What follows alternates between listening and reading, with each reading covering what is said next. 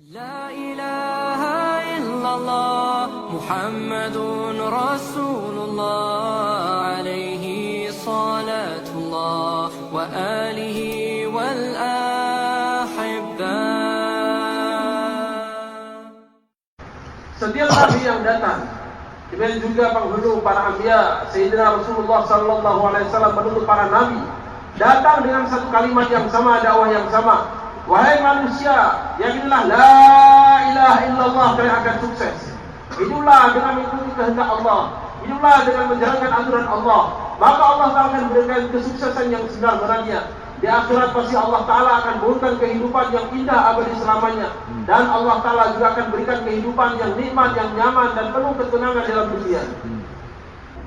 Setiap Nabi alaihissalam yang datang ke muka bumi ini, pesan itulah yang dibawa dari Allah Subhanahu wa Ta'ala.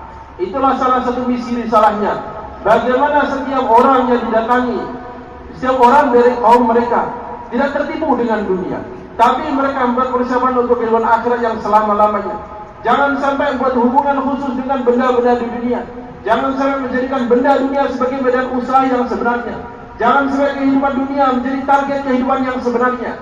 Dan Allah Subhanahu wa Ta'ala telah terangkan dalam Al-Quranul Karim berapa banyak orang yang tertipu dengan kehidupan dunia ini. Allah Ta'ala gagalkan kehidupan mereka. Mereka terbuka matanya setelah kematian datang, tapi kesadaran yang tidak ada gunanya. Bagaimana Qarun yang menganggap bahwa dengan kekayaan dia akan bahagia. Allah Ta'ala binasakan hidupnya di dunia sebelum di akhirat. Bagaimana Fir'aun yang menganggap bahwa kekuasaan adalah segala-galanya. Allah Ta'ala hinakan di tengah-tengah kerajaannya di dunia sebelum di akhirat. Bagaimana kaum Syuaib yang menganggap bahwa perdagangan adalah segala-galanya. Allah Ta'ala gagalkan mereka, hancurkan mereka di tengah perdagangan mereka di dunia sebelum di akhirat. Bagaimana kaum Samud, mereka menganggap bahwa teknologi, arsitek adalah segala-galanya, maka Allah Ta'ala hancurkan mereka di tengah kemajuan teknologi mereka di dunia sebelum di akhirat. Kaum Sabah yang bangga dengan planning mereka, dengan persawahan, dengan pengairan irigasi mereka sibuk di situ sampai lupa pada aturan Allah Ta'ala. Allah Ta'ala gagalkan planning mereka. Allah Ta'ala tenggelamkan mereka bersama dengan kemajuan sawah ladang mereka. Allah Subhanahu wa Ta'ala terangkan kisah-kisah kaum terdahulu ini semua pada umat ini, supaya umat ini mengambil pelajaran, mengambil iktibar.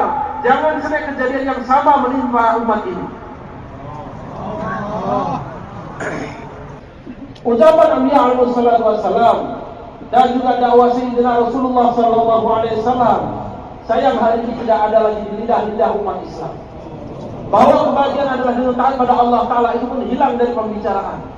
Orang Islam sendiri mengatakan masalah akan beres kalau kita punya kekuasaan, masalah akan beres kalau kita pegang jabatan, masalah akan beres kalau kita punya harta, masalah akan beres kalau pertanian maju, masalah akan beres kalau pendidikan maju, masalah akan beres kalau perkebunan maju, masalah akan beres kalau ekonomi maju, dan berbagai macam perkataan yang tidak ada contohnya sama sekali dari para anbiya alaihi salatu wassalam. Perkataan-perkataan palsu dan dusta yang tidak mungkin ada buktinya. Hal yang mulia, para anbiya alaihi salatu wassalam tidak pernah mengajarkan itu. Yang diajarkan oleh anbiya alaihi salatu wassalam bahwa perdagangan, ekonomi, kekuasaan, kursi, jabatan, kerajaan, semuanya tidak berpengaruh apa-apa. Semua yang bersih adalah dari Allah Subhanahu wa Ta'ala saja. Orang-orang kafir Mekah pun, yang disebut kafir Quraisy, mereka pun meyakini Allah. Mereka pun beriman pada Allah Ta'ala juga. Al-Quran menceritakan itu semua.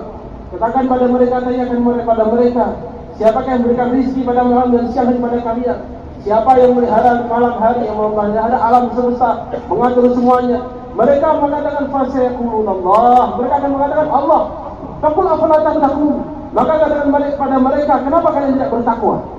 Mereka percaya memang Allah, tapi untuk keperluan mereka membuat berhala yang berbeda-beda. Untuk keperluan air ada berhalanya, untuk keperluan anak ada berhalanya, untuk keperluan yang lainnya ada berhalanya lagi. Sehingga untuk setiap keperluan mereka datang pada berhala-berhala itu dengan keyakinan bahwa berhala itulah yang menyelesaikan masalah mereka. Kalau ditanya, mereka yakin adanya Allah, tapi perlu ada berhala untuk menyelesaikan masalah-masalah mereka. Hari ini memang umat Islam tidak menyembah berhala, naudzubillah, tidak menyembah berhala, tidak menyembah patung, tapi keyakinan pada selain Allah telah masuk dalam hati.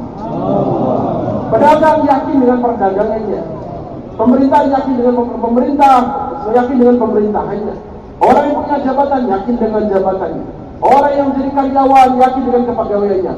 Hampir rata-rata yakin pada sini Allah telah masuk dalam hati. Kalau tidak ini bagaimana? Kalau tidak ini bagaimana? Kalau tidak ini bagaimana? Ditanya siapa yang menjalankan ini semua? Ya memang betul sih. Allah yang ngasih, tapi kan. Allah yang ngasih isi, tapi kan. Allah yang mengatur, tapi kan. Tapi ini apa maknanya?